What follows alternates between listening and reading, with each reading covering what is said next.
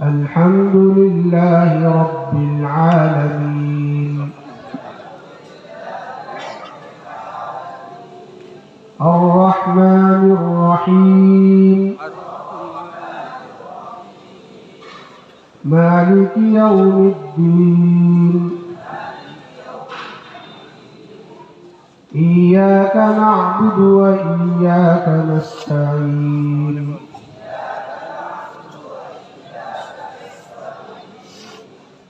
اهدنا الصراط المستقيم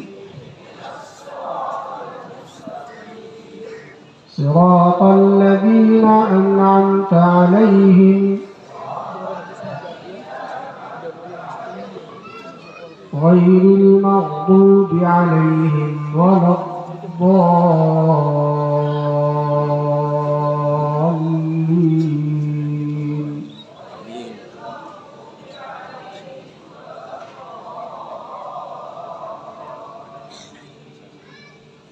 آمين. بسم الله الرحمن الرحيم. ألف لام ميم.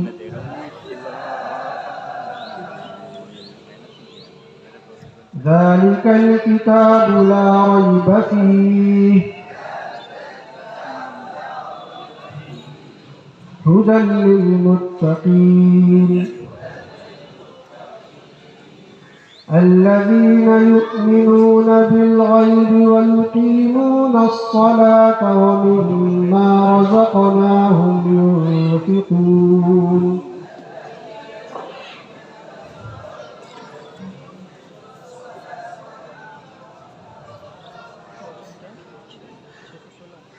والذين يؤمنون بما أنزل إليك وما أنزل من قبلك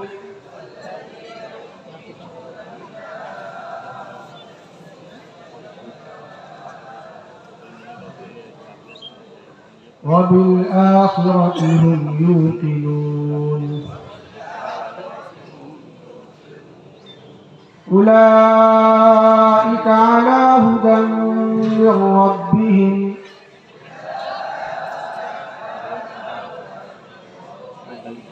وأولئك هم المفلحون.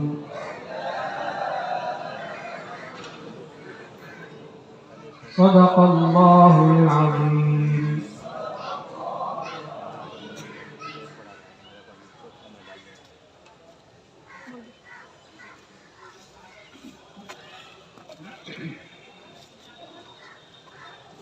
بسم الله الرحمن الرحيم. الحمد لله رب العالمين والعاقبة للمتقين والصلاة والسلام على سيد الأنبياء وأشرف المرسلين سيدنا ومولانا وحبيبنا وشفيعنا محمد خاتم النبيين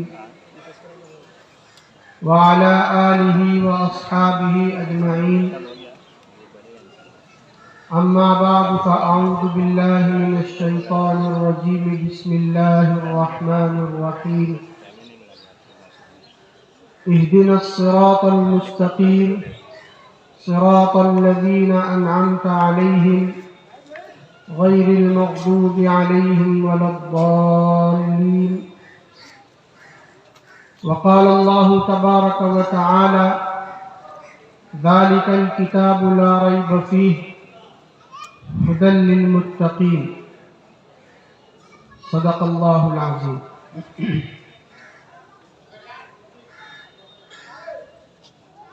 واجب الاحترام والتکریم والتوقیر. اسٹیج پر اور مجمع میں جلوہ افروز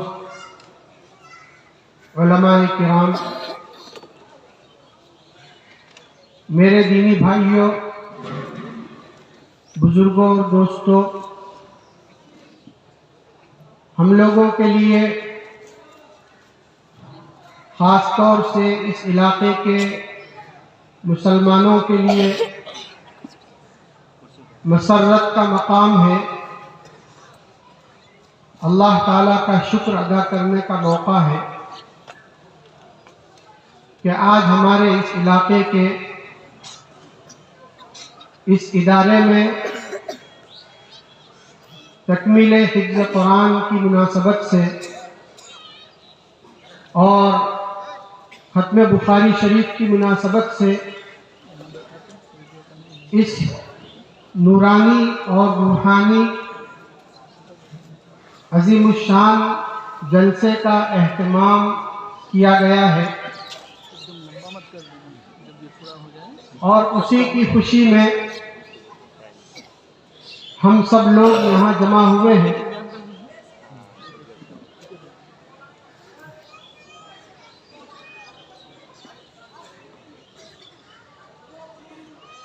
ہر مسلمان اپنی نماز کے اندر اس دعا کو مانتا ہے اور ہر رکعت میں مانتا ہے کہ اے ہمارے پروردگار، ہم کو سیدھے راستے کی ہدایت عطا فرما، ہم کو سیدھا راستہ بتا، ان لوگوں کا راستہ بتا جن پر تو نے انعام کیا ہے، اور ان لوگوں کے راستے سے بچا جن پر تیرا غصہ نازل ہوا ہے، ان لوگوں کے راستے سے حفاظت فرما جو بھٹک گئے، گمراہ ہو گئے۔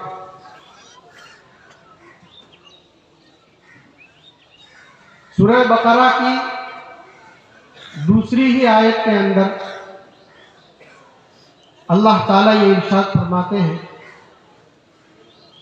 کہ یہ کتاب قرآن کریم ایک ایسی کتاب ہے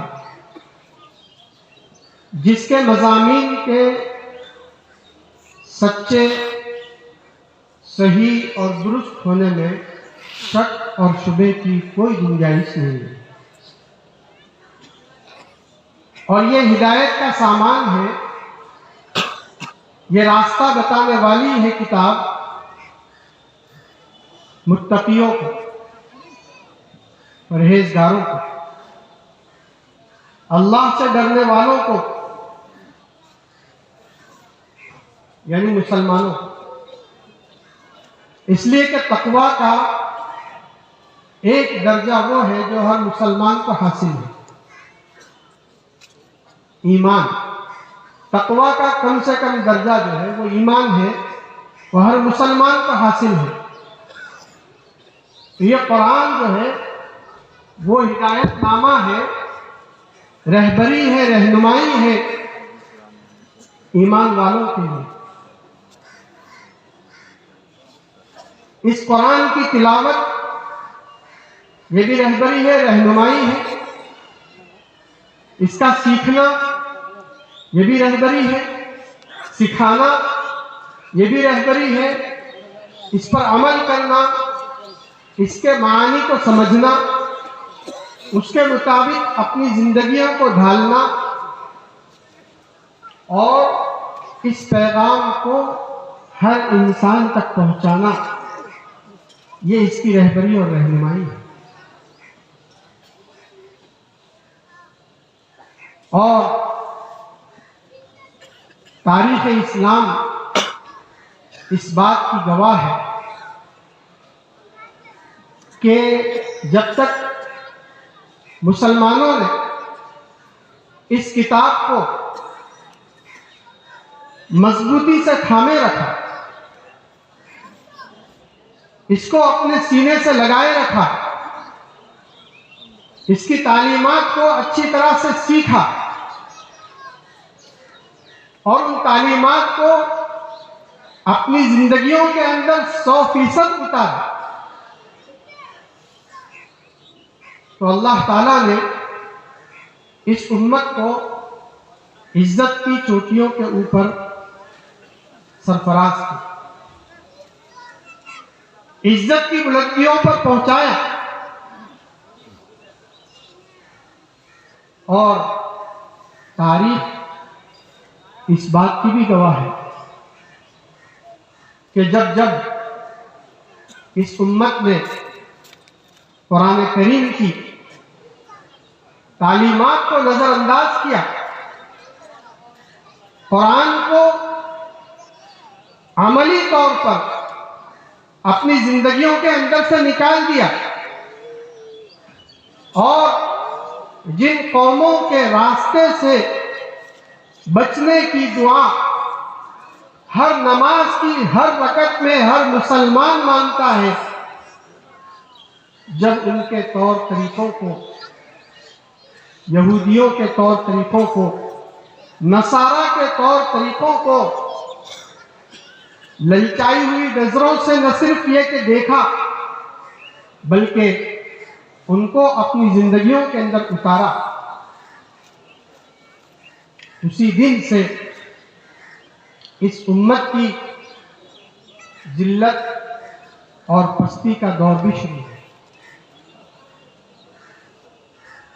اور یہ وہ بات ہے جس سے سرکار دو عالم صلی اللہ علیہ وسلم نے ہمیں پہلے ہی باخبر کر دیا، پہلے ہی بتا دیا تھا، ان اللہ یرفع بہذا الکتاب اقواما ویضع بہ آخرین۔ اللہ تعالی اسی کتاب کی برکت سے، اسی قرآن کی بدولت قوموں کو رفعت اور بلندی عطا فرمائے گا، عزت کی چوٹیوں پر کامران و سرفراز کرے گا، اور اسی قرآن کے ذریعے سے کچھ لوگوں کو ذلیل و خوار بھی کرے گا۔ حضرات صحابہ کرام کا مقدس قافلہ آج اور قیامت تک آنے والے انسانوں کے لیے ایک جیتا جاگتا اور عملی نمونہ ہے، جو اپنی زندگیوں کے اندر قرآن کی ایک تعلیم سے بھی مصالحت کرنے کے لیے تیار نہیں، ایک تعلیم کو چھوڑنے کے لیے تیار نہیں، ایک سنت کو چھوڑنے کے روادار نہیں تھے، ایک مستحب اور ادب کو چھوڑنا ان کے لیے آسان نہیں تھا۔ نتیجہ کیا ہوا کہ زمانے کی سپر طاقتیں ان کا نام سن کر کے تھر تھر کانپنے لگے، ان کے دلوں میں رعب بیٹھا ہوا تھا۔ مال و دولت کی وجہ سے نہیں تھی، ان کے کپڑوں کی وجہ سے نہیں تھی، ان کی سواریوں کی وجہ سے نہیں تھا، بلکہ ان کے یہاں اگر کسی چیز کی عظمت تھی، کسی چیز کی ان کی زندگیوں میں اگر اہمیت تھی، وہ اہمیت قرآن کی تھی۔ وہ سب کچھ چھوڑ سکتے تھے لیکن قرآن کو نہیں چھوڑ سکتے، قرآن کی تعلیمات کو وہ ایک سیکنڈ کے لیے نظر انداز نہیں کر سکتے تھے۔ حضور اکرم صلی اللہ علیہ وسلم کے مقدس اور مبارک طریقوں کو ایک منٹ کے لیے وہ چھوڑنے کے لیے تیار نہیں تھے۔ ان کے یہاں حضور اکرم صلی اللہ علیہ وسلم کے پیارے طریقوں کی یہ اہمیت تھی، یہ عظمت تھی کہ وہ اپنے رشتہ داروں کو چھوڑ سکتے تھے، رشتہ داروں سے تعلقات منقطع کر سکتے تھے، لیکن ان سے یہ برداشت نہیں تھا کہ نبی کی کوئی تعلیم چھوڑ دی۔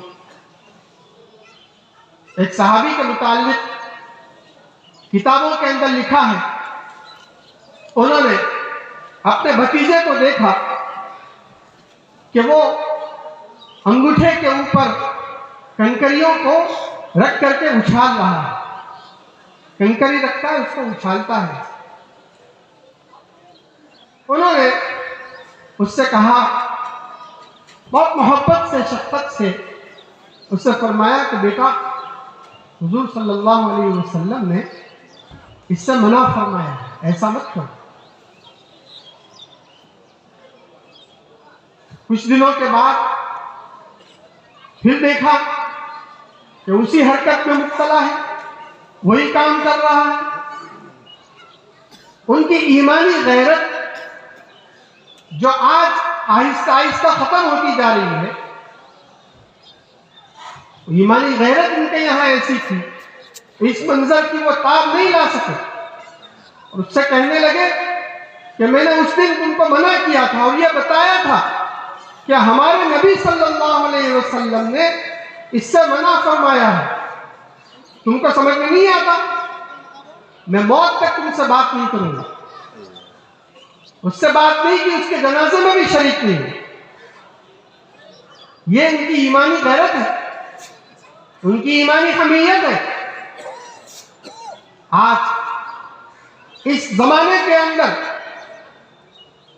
صرف یہاں نہیں، صرف ہندوستان میں نہیں، پورے عالم کے اندر ہر چپے میں، ہر گاؤں میں، ہر بستی میں، ہر دیہات میں، ہر فرد میں، ہر مرد میں، ہر عورت میں، ہر نوجوان کے اندر اس ایمانی غیرت اور حمیت کے بیدار کرنے کی ضرورت ہے۔ ہمارے مذہب کی جو تعلیم ہے، ایسی تعلیم دنیا کے کسی مذہب کے پاس نہیں ہے۔ دنیا کے کسی یونیورسٹی کے اندر نہیں ہے۔ جو تعلیمات ہمیں دی گئی ہے، جس پر چلنے کی دعا ہر مسلمان ہر نماز کی ہر رکعت میں مانتا ہے، اہدنا الصراط المستقیم، یہ کسی کے پاس نہیں ہے، بلکہ ایک قدم آگے بڑھ کر کے ہم یہ کہہ سکتے ہیں کہ جن لوگوں نے اسلام کے مقابلے میں اپنی تہذیبیں کھڑی کی، تیار کی، جنہوں نے پردے کے مقابلے میں بے پردگی کو رواج بخشا، جنہوں نے پاک دامنی کے مقابلے میں عریانیت، فحاشی اور عیاشی کو رواج دیا، اور کئی چیزیں جو اسلام کی ایک تعلیم کے مقابلے میں انہوں نے اپنی تہذیب تیار کرنے کی اور کھڑی کرنے کی کوشش کی، ایک زمانے کے بعد ان کو ہوش آیا اور ان کو یہ محسوس ہوا کہ ہم نے تو اپنے ہی ہاتھوں سے اپنے ہی پاؤں پر کلہاڑی مار دی، اور ہمارے پاس اس تہذیب کو اپنانے کے علاوہ کوئی چارہ اور کوئی راستہ نہیں ہے جو تہذیب اور جو طریقہ اسلام نے پیش کیا ہے۔ کسی شاعر نے بہت اچھی بات کہی ہے، برسوں پہلے کہی کہ تنگ آ جائے گی خود اپنے چلن سے دنیا، تنگ آ جائے گی خود اپنے چلن سے دنیا، تجھ سے سیکھے گا زمانہ تیرے انداز کبھی۔ اور یہ واقعات پیش آ چکے ہیں، کئی سال پہلے کی بات ہے، جب ترکی میں بے دینوں کی حکومت تھی۔ اس زمانے کے اندر وہاں فرانس کا صدر، پریزیڈنٹ آنے والا تھا، تو بڑی شان و شوکت کے ساتھ اس کے پرتپاک استقبال کی وہاں تیاریاں کی گئی کہ یورپ کا ایک بہت بڑا پریزیڈنٹ آ رہا ہے، اس کی شایان شان، اس کا استقبال ہونا چاہیے، اس کا ویلکم ہونا چاہیے۔ تو نیم عریاں لباس کے اندر مسلمان لڑکیوں کو اس کے راستے میں دونوں طرف کھڑا کیا گیا، اور شراب و کباب جو کچھ مغربی تہذیب کے لوازمات تھے وہ سارے کے سارے اس کے استقبال کے لیے تیار کیے گئے، اور اس کا استقبال کیا گیا۔ جب اس کو بولنے کا موقع دیا گیا، اس نے یہ بولا کہ میں جس وقت اپنے یہاں سے چلا تھا، میں یہ سوچ رہا تھا کہ مجھے ایک لمبے زمانے کے بعد ایک مسلم حکومت میں جانے کا موقع مل رہا ہے. مجھے اسلامی کلچر، اسلامی تہذیب، اسلامی طور طریقہ دیکھنے کو ملے گا اور مجھے اس سے اپنی آنکھوں کو ٹھنڈی کرنے کا موقع ملے گا. مجھے وہاں اسلامی پردہ نظر آئے گا، مجھے وہاں اسلامی داڑھی مسلمانوں کے چہروں پر نظر آئے گی، مجھے وہاں حیا دیکھنے کو ملے گی، مجھے وہاں بھائی چارہ دیکھنے کو ملے گا. لیکن میں بڑے افسوس کے ساتھ آج یہ بات کہہ رہا ہوں، جب میں نے یہ منظر اپنی آنکھوں سے دیکھا ہے کہ میرے راستے میں نیم عریاں لباس میں لڑکیوں کو کھڑا کر دیا گیا ہے، تو میں سوچنے لگا کہ جس تہذیب نے ہمارا بیڑا غرق کر کے رکھا ہے، آج وہی تہذیب مسلمانوں کا بھی بیڑا غرق کرنے کے لیے تیار ہے. آج یورپ کے ملکوں کا حال دیکھیے، وہاں نہ کوئی خاندانی نظام ہے، وہاں کوئی سسٹم نہیں ہے، افراتفری کا ماحول ہے، ڈپریشن کے مریض بڑی تعداد کے اندر آپ کو نظر آئیں گے. یہ سب کیا ہے؟ یہ اس بے حیائی کی دین ہے جس کو انہوں نے اسلامی تہذیب کے مقابلے میں کھڑا کیا ہے. مسلمانوں، ذرا ہوش میں آنے کی ضرورت ہے. اپنے طریقے کو کیوں اتنا کمتر سمجھتے ہو؟ کیوں دوسروں کی تہذیب پر للچائی ہوئی نظروں سے دیکھتے ہو؟ ہمارا نبی صاف لفظوں میں ہمیں حکم دے رہا ہے. اگر اس نے ہمیں حکم نہ دیا ہوتا تو بھی صرف اتنی بات ہمارے لیے کافی ہونی چاہیے تھی کہ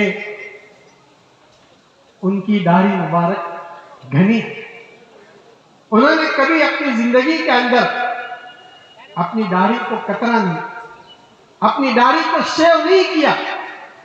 اتنی بات بھی ہمارے لیے کافی ہونی چاہیے تھی کہ ہر مسلمان اپنے چہرے کو داڑھی سے سجائے اور پورے فخر کے ساتھ سجائے. لیکن اس کے ساتھ اس نبی نے ہزاروں اور کروڑوں درود ہو اس نبی کے اوپر، ہمارے ماں باپ قربان ہو جائیں اس نبی کے اوپر، ہماری ہر چیز قربان ہو جائے اس نبی کے اوپر. اس نے ہمیں یہ حکم دیا کہ داڑھی بڑھاؤ، مجھے کترواؤ. ہمارا مسلمان اس بات سے واقف ہے، اس کو معلوم ہے. لیکن آپ سروے کرنے کے لیے نکل جائیے، آپ کو کتنے مسلمان داڑھی والے نظر آتے ہیں؟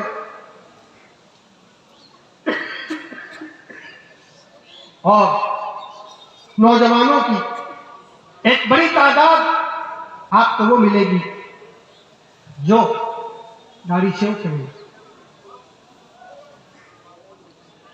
داڑھی رکھنا ہمارے لیے شرم کی بات بن چکا ہے.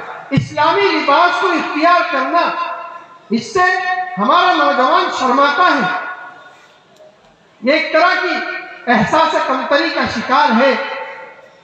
عورتوں کے اندر آپ دیکھیے کہ شرعی پردے کو اپنانا اختیار کرنا، یہ ہماری عورتوں کے لیے، ہماری خواتین کے لیے ایک شرم کی بات بنا ہوا. یہ شرم کی بات تو بے حیائی، بے پردگی، یہ شرم کی بات ہے. عورت کا اپنے گھر سے بے پردہ ہو کر کے نکلنا یہ شرمانے کی چیز ہے. پردہ کر کے نکلنا کون سی شرم کی بات؟ اسلام صرف کلمہ پڑھ لینے کا نام نہیں ہے. اسلام کی اپنی ایک تہذیب ہے، اسلام کا اپنا ایک کلچر ہے.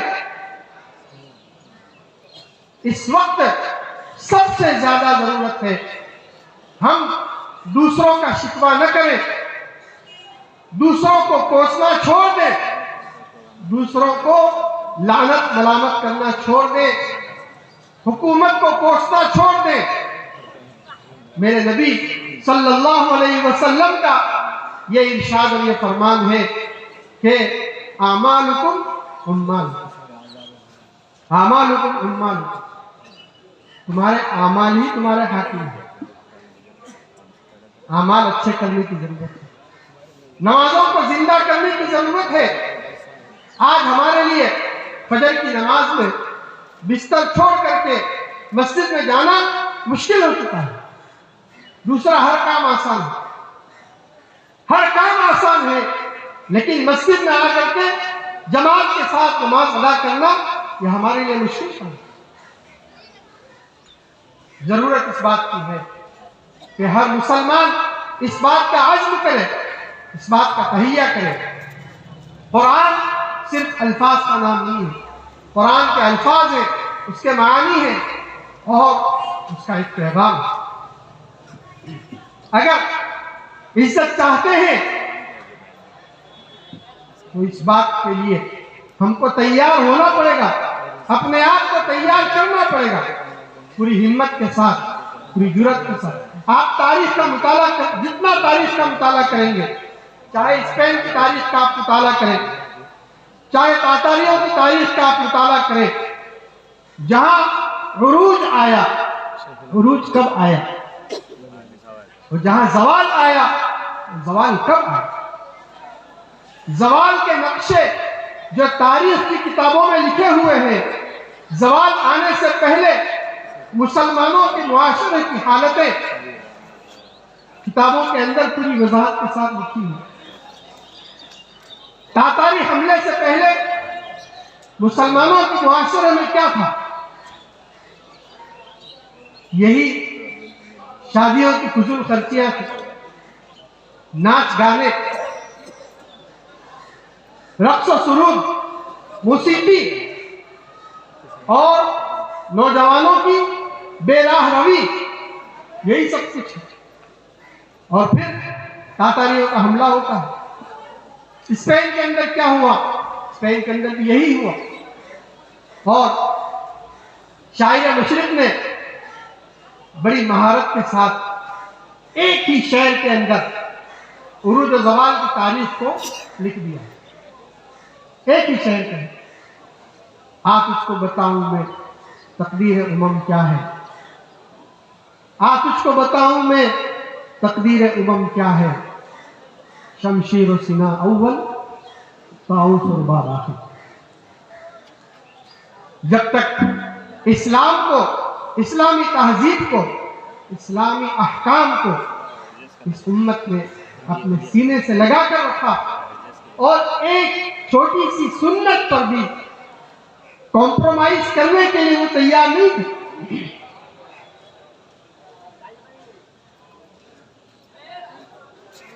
شاہی محل میں ایک صحابی کے ہاتھ سے لقمہ گر جاتا ہے، وہ اس کو اٹھا کر صاف کر کے کھاتے ہیں، انگلی چاٹتے ہیں۔ کوئی ان سے کہتا ہے آہستہ سے کہ آپ یہاں کے شاہی محل میں بیٹھے ہیں، یہاں بادشاہ کے سارے پارلیمنٹ کے ممبر موجود ہیں، عزت والے لوگ موجود ہیں، اور اگر آپ یہ چاہتے ہیں کہ آپ کی بات کو توجہ سے سنا جائے، آپ کو عزت کی نظروں سے دیکھا جائے، تو مہربانی کر کے آپ یہ حرکت دوبارہ مت کیجیے۔ تو حضرت کیا فرماتے ہیں کہ کیا ان احمقوں کی وجہ سے میرے محبوب کا طریقہ چھوڑ دوں؟ یہ ایمانی غیرت، یہ ایمانی حمیت ہے۔ لوگ سمجھے مجھے محروم وقار و تنقید، لوگ سمجھے مجھے محروم وقار و تنقید، وہ نہ سمجھے کہ میری بزم کے قابل نہ رہا۔ کسی کو پسند آئے یا نہ آئے، ہمیں اس سے کیا مطلب ہے؟ ہمیں کس کو دکھانا ہے، کس کو خوش کرنا ہے؟ یہ دنیا والے کیا ہم کو جنت دینے والے ہیں؟ کیا دینے والے ہیں؟ ان کے پاس دینے کے لیے ہے کیا؟ اس لیے اس پلیٹ فارم سے، آج کے اس اسٹیج سے یہ پیغام اللہ رب العزت کو گواہ بنا کر آپ تمام خدمت میں پیش کر رہا ہوں۔ ہماری پردہ نشین ماؤں بہنوں سے بھی عرض کر رہا ہوں، آج یہ پیغام لے کر کے جائیے۔ آج تک ہم سے قرآن و سنت پر عمل کے معاملے میں کمی کوتاہی غفلت سستی ہو گئی، اللہ تعالیٰ نے توبہ کا دروازہ کھلا رکھا ہے، توبہ کا دروازہ کھلا ہے، توبہ بہت آسان ہے، جو ہو گیا اس سے توبہ کر لیجئے، رو رو کر اپنے رب کو منا لیجئے، اور آج سے ایک نئی زندگی کے آغاز کا عزم مصمم کر لیجئے، تہیہ کر لیجئے، پردے کو زندہ کریں گے، داڑھی سے اپنے چہروں کو سجائیں گے، شادیاں شریعت اور سنت کے مطابق سیدھے سادے طریقے سے کریں گے، گانا، موسیقی، میوزک، ناجائز تعلقات، دھوکہ، خیانت، سود اور کم ناپنا تولنا اور جتنی بھی خرابیاں ہیں، چاہے وہ معاشرت کی لائن کی ہو، معاملات کی لائن کی ہو، عبادات کی لائن کی، جتنی غفلتیں ہیں ان تمام کو ختم کیجئے، عبادات کے شعبے کو، معاملات کے شعبے کو اچھی طرح سے زندہ، معاملات کے اندر جو لوگ بازار میں بیٹھتے ہیں ان کے لیے ایک اچھا موقع ہوتا ہے اسلامی تعلیمات دوسروں تک پہنچانے کا۔ علماء کے پاس اتنا موقع نہیں ہے دوسروں تک ایمانی دعوت پہنچانے کا جتنا ایک تاجر کے پاس ہے۔ تاریخ اس بات کی گواہ ہے کہ اگر کسی تاجر نے قرآن اور حدیث کے اصول کے مطابق اپنی تجارت کو چلایا، اس نے کوئی بیان نہیں کیا، اس نے کوئی اجتماع نہیں کیا، اس نے کوئی ملاقات نہیں کی، کیا کیا؟ تجارت اسلامی دستور اور اسلامی اصول کے مطابق۔ ایسے تاجروں کی ایک پوری جماعت کسی ملک میں پہنچی، کہا جاتا ہے کہ وہ چائنا ہے، اور وہاں انہوں نے تجارت جو کی تو اسلامی تعلیمات کی، اسلامی تعلیم کیا ہے؟ ایمانداری سے تجارت کیجیے، سچائی کے ساتھ ناپ تول پورا کیجیے، اوفوا المکیال والمیزان بالقسط، التاجر الصدوق الامین مع الصدیقین والشہداء والنبیین۔ سچائی ہے، ایمانداری ہے، دھوکے سے بچنا ہے، کسی کو دھوکہ مت دیجیے، من غش فلیس منا، جو دھوکہ دے وہ ہم میں سے نہیں ہے۔ ایثار، اپنے آپ پر دوسروں کو ترجیح دینا، تو ایمانداری کے ساتھ، امانتداری کے ساتھ، سچائی کے ساتھ انہوں نے تجارت کی۔ وہاں کبھی ایسی تجارت لوگوں نے دیکھی نہیں۔ آج لوگوں کو ضرورت ہے، آج دنیا اسلامی تعلیمات کو عملی شکل میں دیکھنا چاہتی ہے۔ آج ہر شخص پریشان ہے، غیر مسلم بھی پریشان ہے، دھوکہ دینے والے تو بہت ہیں، ایماندار آدمی کی ضرورت ہے، قدر ایماندار آدمی کی۔ وہ طلبہ جنہوں نے عربی الف با تیاری کی ہے وہ طلبہ سب آ جائیں جلدی سے، وہ طلبہ سب جلدی سے آ جائیں۔ اس لیے اخیر میں اس پورے مجمع سے بہت ہی ادب کے ساتھ یہ گزارش ہے کہ آج یہ تہیہ کر لیجئے، اور کوئی کرے یا نہ کرے کسی کو مت دیکھیے، بس مجھے اللہ کے سامنے کھڑا ہونا ہے، اس کو جواب دینا ہے، اس وہاں کی جواب دینے کے ڈر سے، اللہ کے ڈر سے شریعت اور سنت کو اپنی زندگیوں کے اندر زندہ کرنے کی کوشش آج سے شروع کر دیجیے۔ اللہ سے مدد مانگیے، اللہ تعالیٰ ہم سب کا حامی ناصر و مددگار ہو، اللہ تعالیٰ ہم سب کو عمل کی توفیق عطا فرمائے۔ وآخر دعوانا ان الحمد للہ رب العالمین۔